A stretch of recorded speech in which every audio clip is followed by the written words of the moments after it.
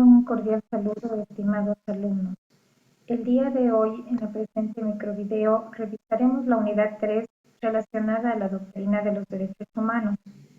Haremos un breve recuento de la definición de los derechos humanos, su desarrollo y también su desarrollo generacional.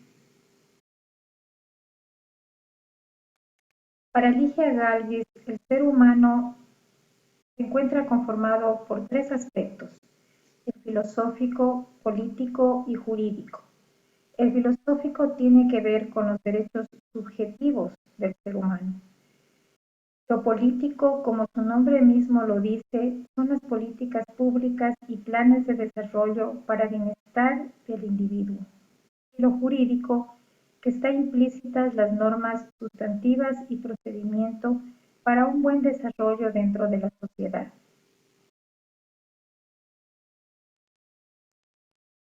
Muchas de las veces tendemos a confundir lo que son derechos humanos y derechos fundamentales. Luis María Díaz Picasso señala que la expresión derechos humanos designa normalmente aquellos derechos que, refiriéndose a valores básicos, están declarados por tratados internacionales. La diferencia entre derechos fundamentales y derechos humanos estribaría así en el ordenamiento que los reconoce y protege: interno, en el caso de los derechos fundamentales, e internacional, en el caso de los derechos humanos. Las características de los derechos humanos tenemos, entre muchas otras, la universalidad, que es la negación de la discriminación en todas sus formas; la indivisibilidad, que significa que no se pueden dividir ni fraccionar; la interdependencia, donde todos son predicables y no hay jerarquía; la interrelación, cuando los derechos están interrelacionados; los derechos individuales, que significa que son a la persona de manera inherente e indisoluble; la exigibilidad, que significa que no todos los derechos tienen el mismo grado de exigibilidad, primarán algunos que otros.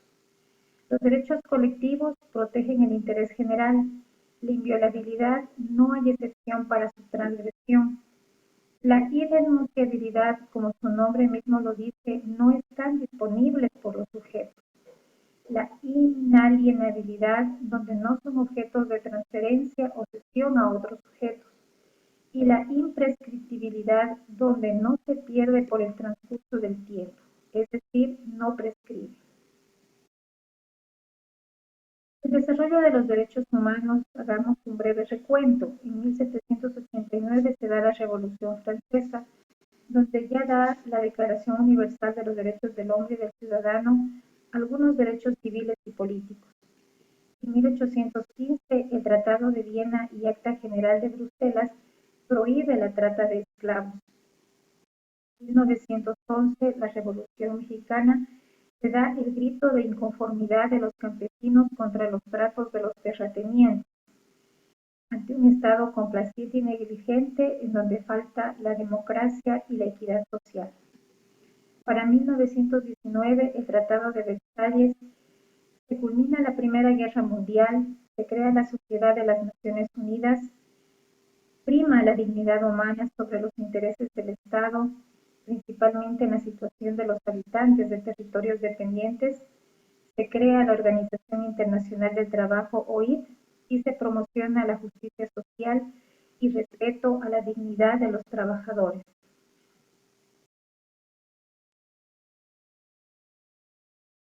Para 1942 se da el genocidio nazi, que es el exterminio de millones de judíos en la Segunda Guerra Mundial.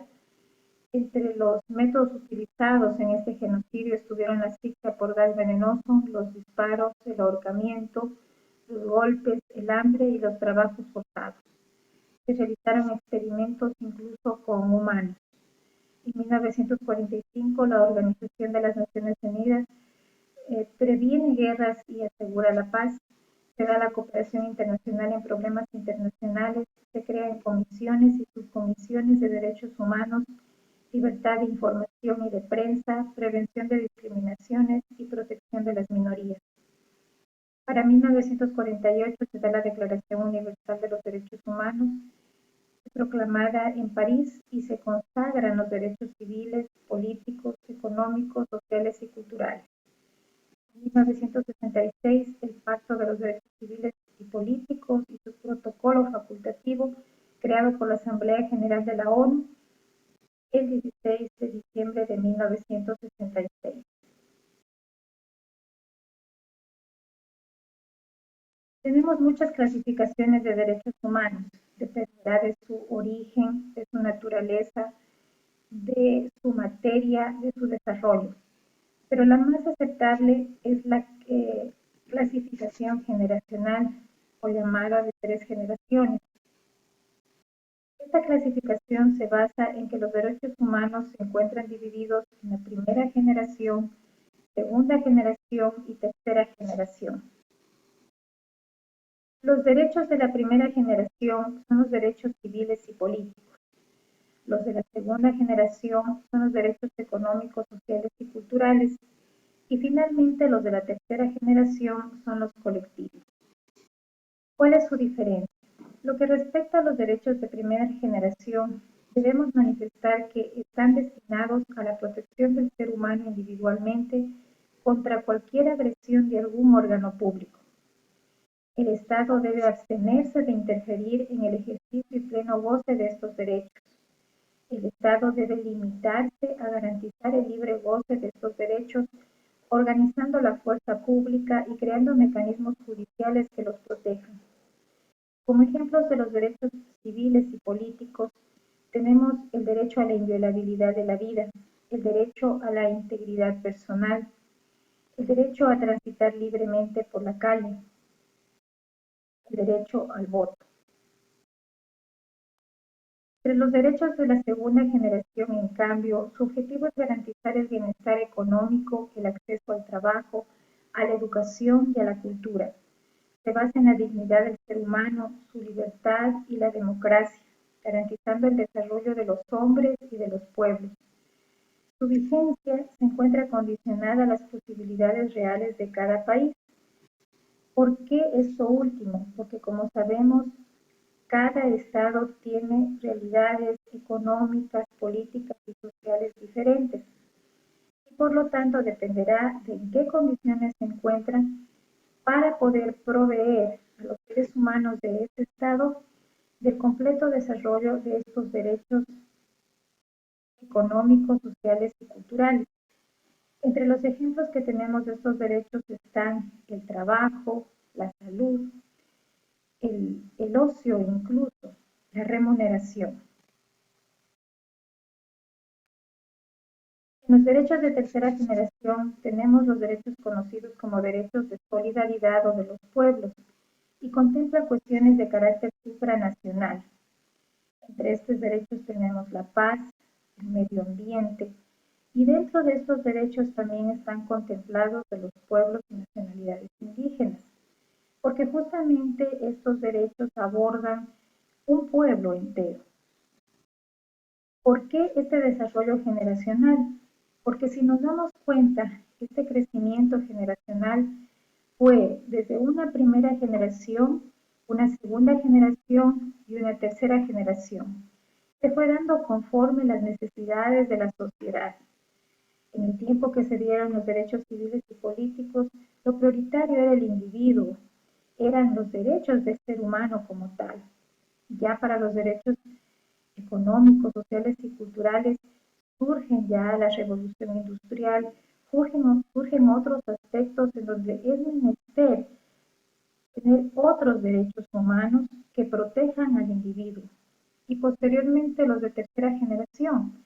Hablar de los derechos colectivos en el tiempo de los derechos civiles y políticos no había eso, porque nos damos cuenta que ya en lo posterior nosotros ahora actualmente vemos la necesidad de un medio ambiente sano, porque sin un medio ambiente sano, pues nuestras futuras generaciones no tendrán un aire, un ambiente idóneo para la vida. Igualmente de la interculturalidad, anteriormente hablábamos de conquistas, pero ahora, en cambio, estamos hablando del reconocimiento de estos pueblos. Les agradezco mucho el poner atención a este microvideo, espero les sirva mucho.